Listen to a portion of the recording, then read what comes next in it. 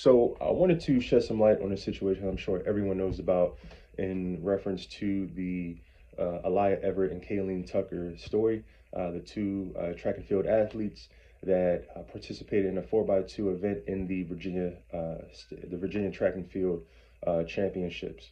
Both high school athletes, both were running in this championship meet, and unfortunately, allegedly, Aliyah Everett struck Kayleen Tucker in the head, and to a point where it affected her so much that she ended up falling. Social media went on a craze. No one did the research beforehand, but everyone went on a frenzy once they saw the video, went on an outrage, and simply demoralized Aliyah Everett, for such act.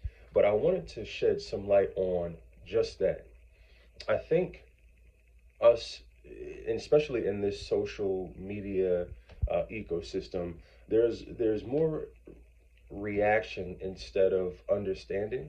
I think we see something and then it emotionally affects us in such a way that we feel obligated to speak on behalf of how we feel versus the facts. And it got to the point where so many people were just ravishing and demoralizing, Aliyah Tucker. And luckily she has, a sound foundation, because if not, I would be highly concerned of her mental health. I still am. But we have to understand that doing things as such and demoralizing someone who still has a lot of room for growth as a high school student, we need to give them some grace, and we need to give them a chance to give us their story, give us their side of things.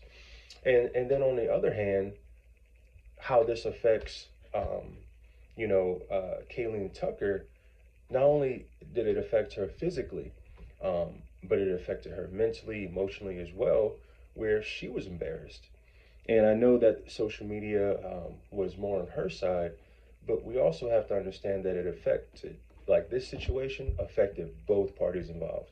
One, from a mental health standpoint, well, both of them from a mental health standpoint, but more egregiously toward Kayleen or Aliyah Everett for being the one who allegedly struck, Kayleen Tucker in the head. And we just have to be more cognizant of what we say on social media and how we say it to these people involved in these situations, because it can have further effects in their lives.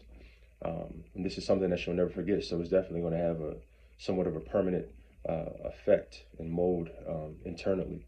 So we have to be more cognizant of what we do on social media, as well as being more tactful in our approach before we just react.